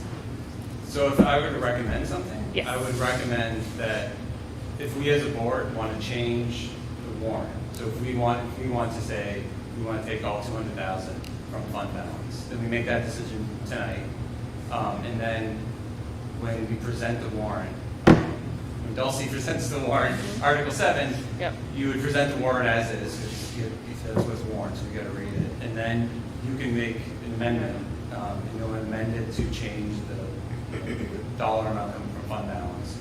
And then you would speak to why you made the amendment. I think that's where you would bring in, you could bring in anything, if you bring in anything you want. Right. You talk about the higher than expected fund balance, you talk about the 400 from the CIP. So that's where the conversation would happen. And I think we didn't want to change the fund. If we didn't want to change, then I think you just stick with what you have. You could still leave some of that in. Right. But I don't think that would be you wouldn't be making a recommendation for the board to change the dollar amount. Right. So there'd probably be less reason to get too deep into it. Yep. This is a great problem to have. No, it is. I think all across the board, this is a great problem. So. Yeah. Let me ask a different question. If we were to leave the article the way it is and it were to fail, then how would we go about? Could we still use fund balance towards the CIP, or is that so it's out at that point? We could use the fund balance at the end of the year to pick off items on the CIP, but Okay. we couldn't apply it We could to the move it. CIP. Right. And then this is our only shot to put money into the trust account because the voters have to approve it For this year. For this year, that's right. Yeah. Norm? So the only thing, I'm fine with whatever you guys want to do. I belong to 200,000. I think just the discussion to remember in our budget process for next year, if we do use fund balance, we got to remember, we're looking at 26 cents right at the gate, when we look at the tax rate for next year when we start.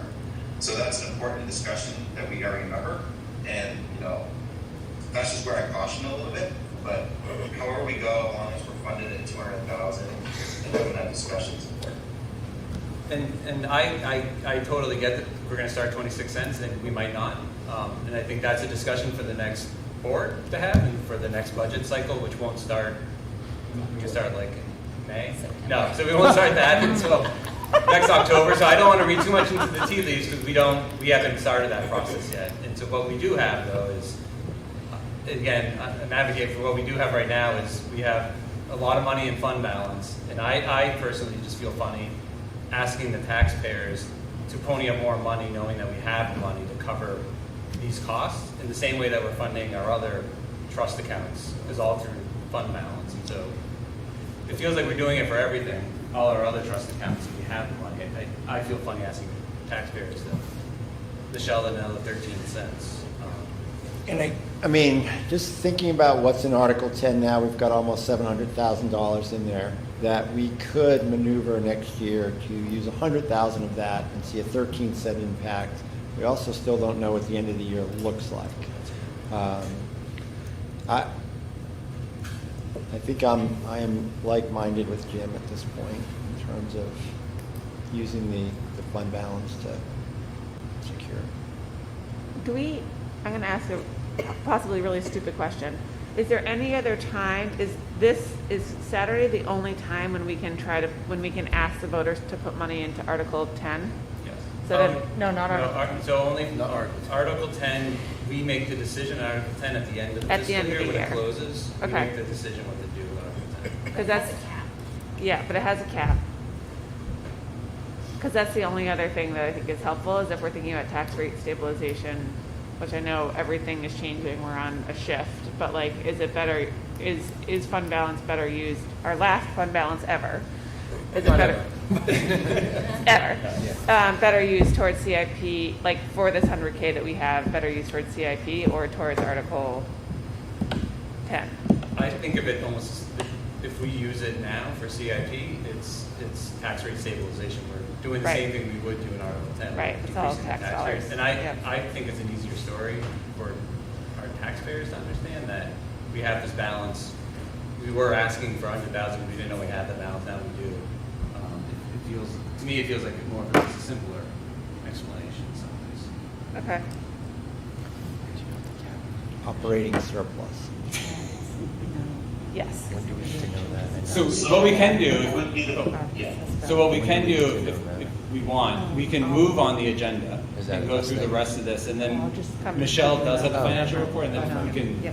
you can all noodle on this for the next few minutes, and then come back and give a Coming out decision of after Okay. Michelle reports. Does that work? Yep, Okay. thank you. I think so. So there you Mike go. and Michelle, do you Yeah, guys, sorry. anything you want to add? No.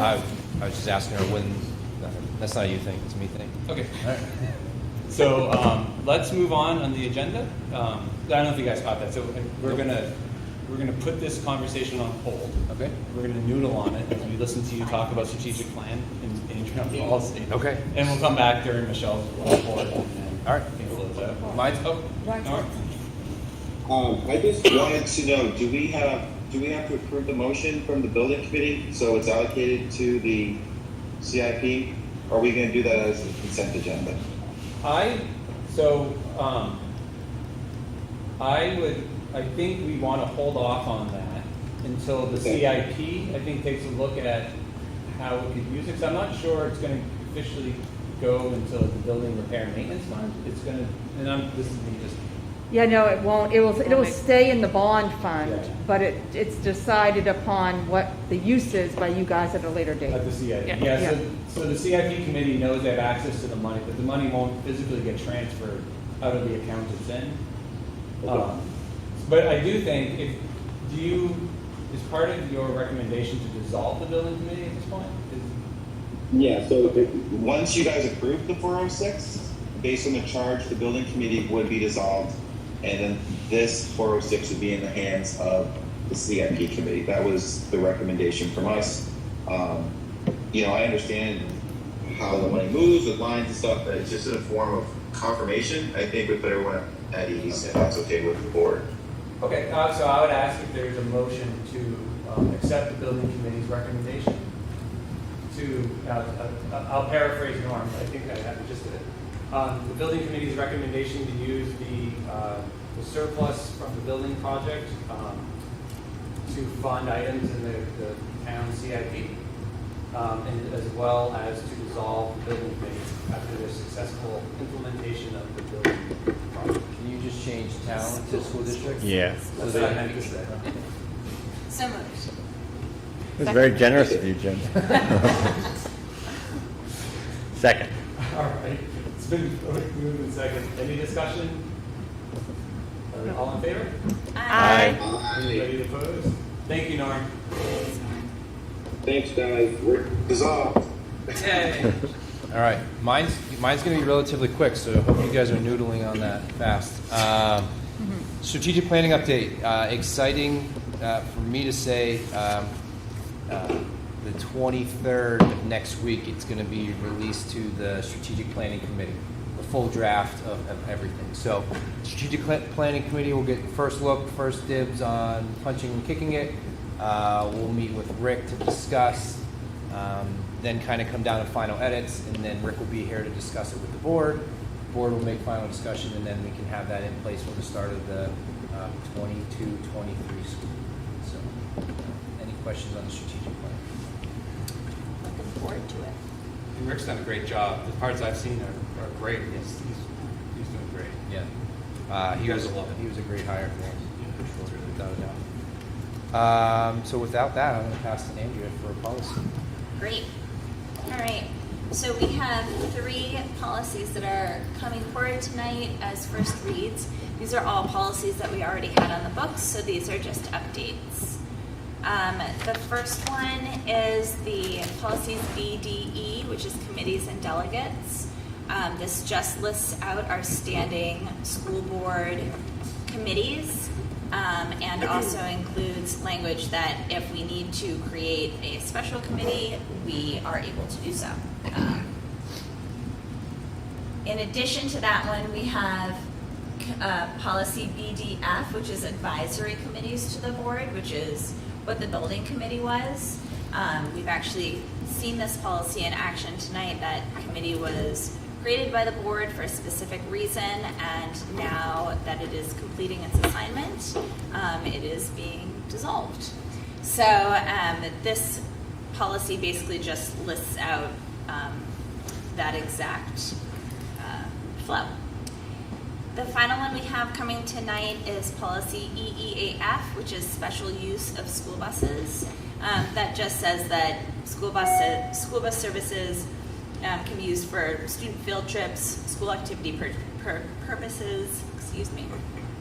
And that is not, that first and foremost, however, they are used for bringing our kids to and from school. Are there any questions on any of these 3? It's less. I have less of a question. Just for the first two, the committees and the advisory committees to the board. Can you, when you look at those again, can you see if there's a place to give reference that all those groups should follow 91A? And I think, especially for the advisory committees, because there was years ago there's confusion on whether or not non-board committees needed to follow 91A, and it's come out that they do. And I think it just might be a good addition to include a sentence on that. Great. Yep. Just making a note. Great. Thank you. No, thank you. That's a good catch. Any other questions? No? All right. Otherwise, we have our second reads that I presented at the last meeting and our final reads. I'm not going to go through all of them since we've talked about them, but I would talk about anything that anyone has any questions about. Any questions about anything that you've looked over? Okay. Norm, any questions? Sorry. Oh yeah, Norm. Sorry. You're not on. So No, this is great. You guys are crushing it. Okay. So tonight we have 2 policies then that are will need motions on if the board approves of them. We have final reads for KEC, which was reconsideration of instructional materials, and it's and then policy IHAM, which is the health education and exemption from instruction. And again, those were policies that we already had on the books. This is just reaffirming them, making sure that we have all pertinent current legal statutes attached to them. Any questions for Andrea? Are we all set? All right. So I'd ask if there's a motion for the board to adopt policy KEC, reconsideration of instructional materials as presented. So moved. So moved. We need a second. Second. There we go. Any discussion? All those in favor? Aye. Anybody opposed? And then is there a motion for the board to adopt policy IHAM, health education and exemption from instruction as presented? So moved. Second. There you go, Norm. Any discussion? All in favor? Aye. Anybody opposed?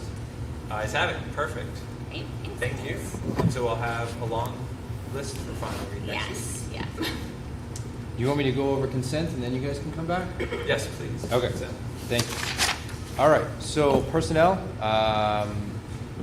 this is that time of year, right? You're gonna start to see some people choosing to resign, switching districts, whatever it may be. So it is with regret that Kathy, Cohen. thank you, is taking some time, resigning, and moving on. I know she's been here for 7 years, is that right? I think at least 7, Yeah. if not longer. Different capacities, but yeah. And I say it all the time, anyone that can hang out with kindergartners and educate them at the same time is an amazing human being. So it's one of the most difficult jobs on the planet. So with that, she has submitted a letter of resignation, which is in your file as well. Can I just say, both of my kids had Kathy as part of their kindergarten crew with Sarah Duval, and she was phenomenal. She will be very missed. She did a great job. I should probably bring Norma up in case. All right, there we go. I can see you now. Go ahead. No, I just want to send a huge shout out to her too. She's amazing, and I almost don't want to accept it that she's leaving, but I will. But just a huge thank you to her for all that she's done for this district. She's just great. Great. So we spoke to you, I believe, in January about early retirement submissions. It is now confirmed that 3 of them have accepted early retirement. That is Elaine Reinecker, Sue Roberts, and Pam Moskal. I know all 3 of them have been here quite some time, and it's not easy to replace people like that. So it is. I'm always excited for people when they get that opportunity to move on and do the new things.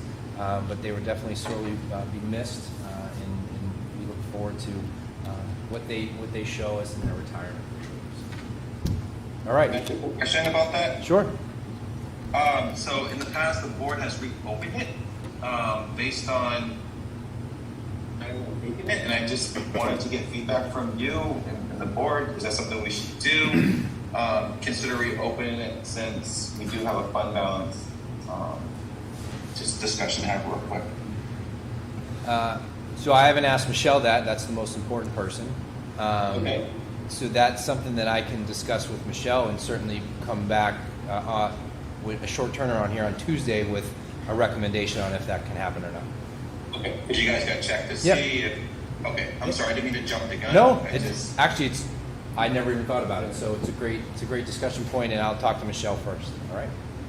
Great. Thank you so much. Yeah. Schedule B is in your packet as well. It's that time of year, spring sports. I'm not going to go down the list. You see a lot of familiar faces there in the spring. I don't think there's much change, if any, at all, right? There isn't. Yeah. Okay. Any questions on personnel? That's great. All right, moving forward.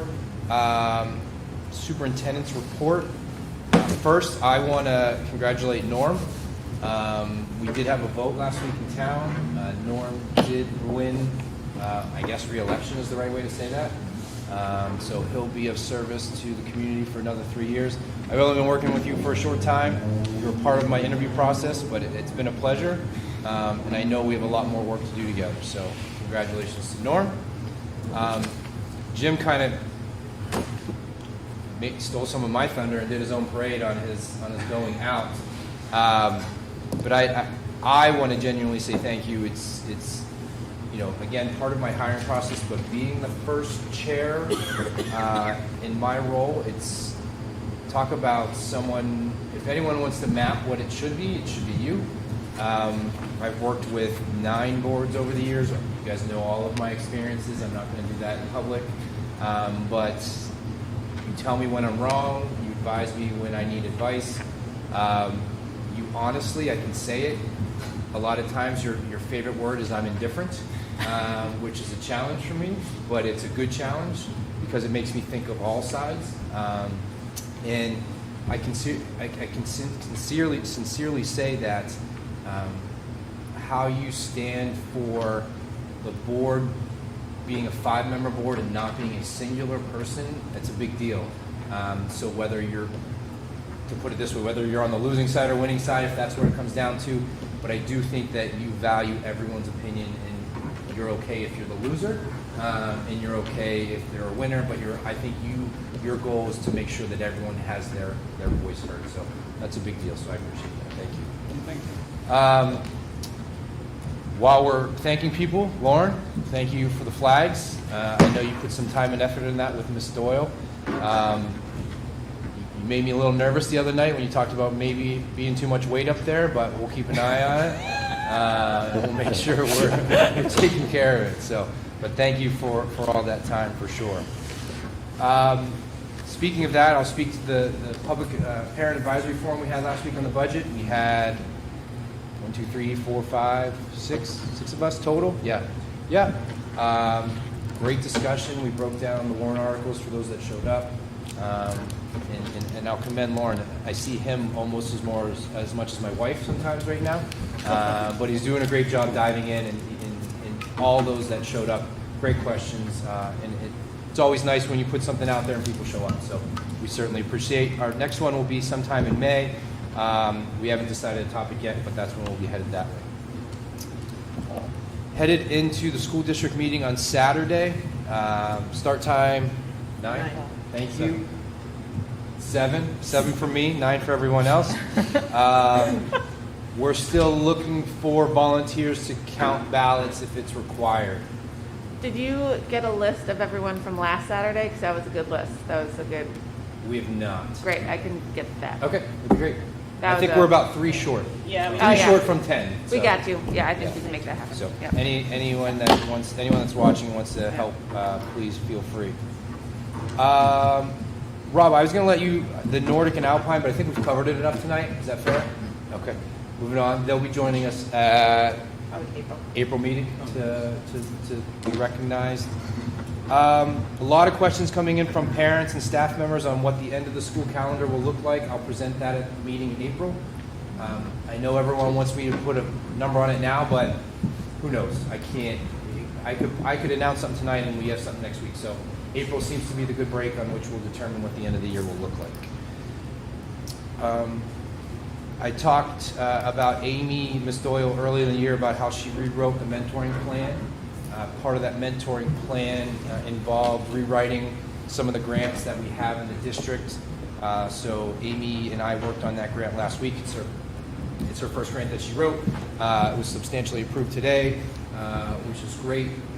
Part of our mentor program now being grant funded, we're going to pay teachers to mentor people.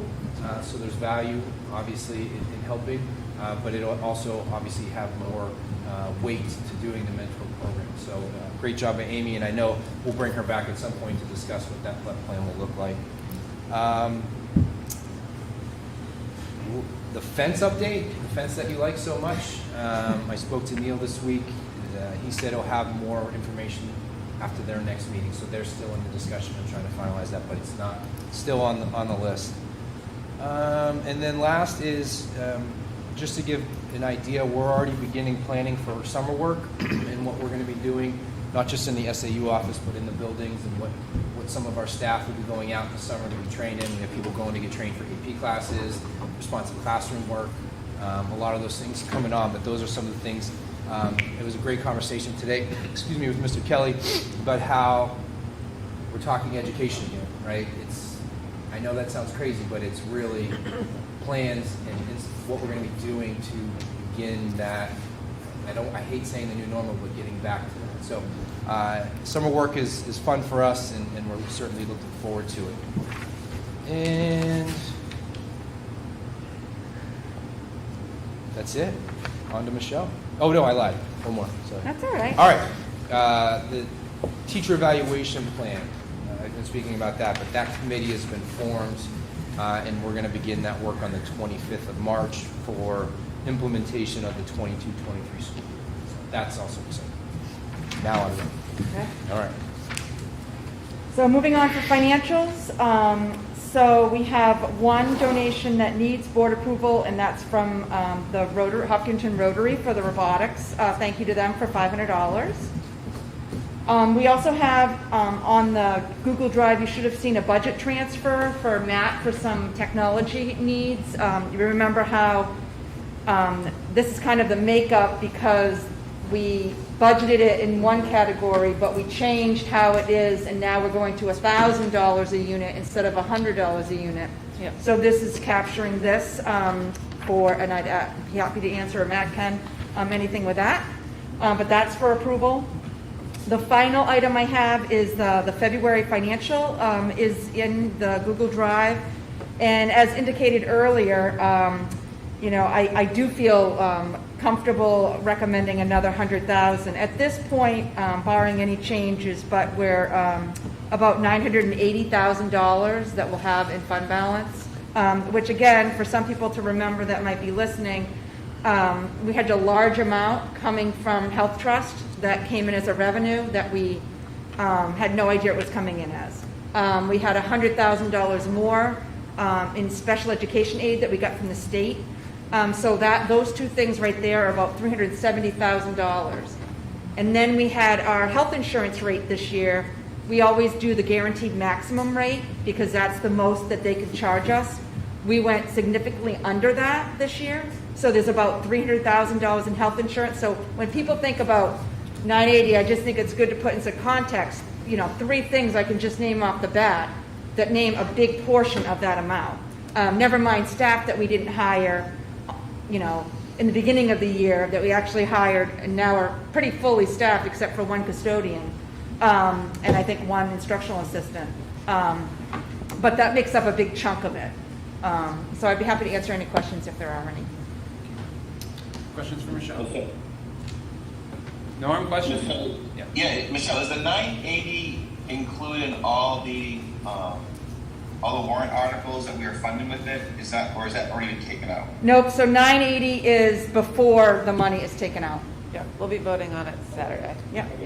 Okay, clear. So if we're forecasting for the future and the school district meeting goes well, we're automatically taking 100,000, let's say, for maintenance trust if we kept that, and also the 200,000 that we got back would come off that also as a tax impact of zero.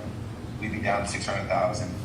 So basically, it's just covered once we get it approved, correct? So what it'll actually be is if the 100 does go through, it'll be 525,000 of the 980 would be committed to the use of fund balance for next year's expenses. So we'll have about roughly 550,000. Thank you. Yep. Appreciate it. Oh, sorry, 450, because I have to take out, Yeah. I haven't deducted the 100 from my number. Sorry, 450. Any additional questions for Michelle? And I have questions for Michelle, I have questions for Mike. Yeah? Okay. That's a lot. How did the Rotary, you did a Q&A with Rotary, right? Yeah, this morning. How was it? They kicked us out because we went so long. But no, it was great, and it's a different demographic, and they asked some great questions. I had a blast. It's definitely something to attend. It is an early morning for me. Leaving my house around 6 to get here on time. So, but it was definitely a pleasure, and I think Norm, do you want to comment? I think it went well. It did well. I think it was a great way of recapping this budgeting process, and they had great questions. I think it's great for us to go back next year and share with them the difference of Mike's budget compared to this one. That's really what they want to see. They want to see a decrease in the reserve fund balance, which is Mike is committed to do. It's great. Amazing. And then my last question is really logistic for Saturday. Are we doing a binder for the podium that we should all have comments sent to you guys by a certain time so we can have remarks? Just got all finalized this afternoon. They Cool. got their final eyes on it. Jody's getting her final eyes on it, and we're going to send it to, what was her name this morning? Laura. Thank you. And it'll be there on the podium, and then you'll get I sent the PowerPoint this I saw the afternoon. PowerPoint, but if there's stuff that I want to add in for my Oh, sure. warrant, I can share I send that with something? you guys. Yeah, Okay, great. absolutely. Cool. Yeah. Yep. I saw your notes. Very good. Any other questions for Mike or Michelle? All right, so I would ask if there is a motion to approve the consent agenda as presented. So moved. Second. Any discussion? All those in favor? Aye. Anybody Aye. opposed? All right, and so we can go back to our discussion we had earlier and just, I don't know where people's heads are, but, well, maybe I'll just ask that. So I think Rob Yeah. this part? I mean, I stated where I am. I think I'm still there. Yeah, I think that's the move to make. I think if we didn't have what we have in Article 10, I might feel very differently, but I think we've got some surplus. And an operating surplus is still going to be an operating surplus, so while we're not budgeting or managing the year to that, there will likely be funds again in the future.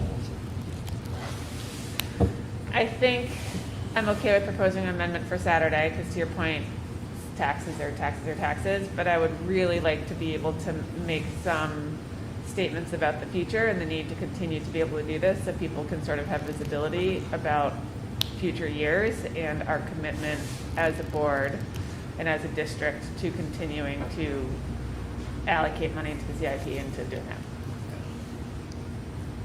Norm? They're all looking at me. No, I support us taking 100,000 from the unreserved fund balance and being very clear, like what Delcy said, what the future is hold. I think it's a great way of this board being cautious of the tax rate and being open to the community with the news that we receive these funds, but also understand what the future holds and being really clear on that. So great job to this board for recognizing that and presenting that to the community. I agree. So I'm gonna Just one. Oh, No, please. actually, no. You know what? Yeah, we're good. All right. So this might not come out right, but you guys can correct me as I get it wrong. So is there a motion for the school board to make an amendment to Article 7 during the school district meeting on Saturday to do the full $200,000 for the building maintenance and repair fund from undesignated fund balance, not to be raised by taxes? So moved. Second. So, is there any confusion or misunderstanding of what I just rattled off? So we all know what we're voting for? Yeah, I think the only thing I would maybe put in there, just since we do have slides that we're planning on presenting, is it may be helpful to create a second slide that we can, so have it as presented, and then once the amendment is made, we can go to a second slide that shows the amendment. I think that would be helpful. Yep. All right. Any further discussion? All right. All those in favor?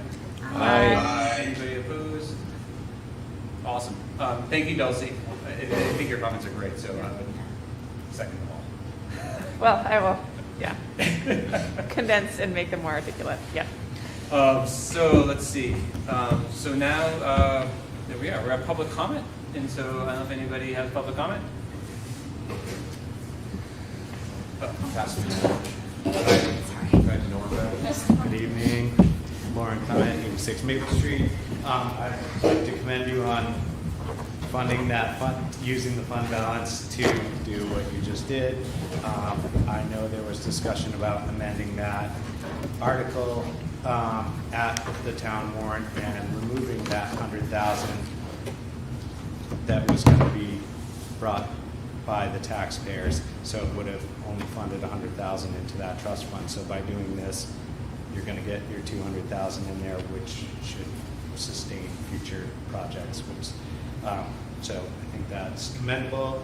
I had one other point. Oh, ballots. I do think that we prepare for ballots. I think the 2 teacher contracts probably should go to ballots. It's just a personal thing up there in the crowds, whether you want to say yay or nay, and there's teachers all over and we have students in there, so I'd say prepare for that.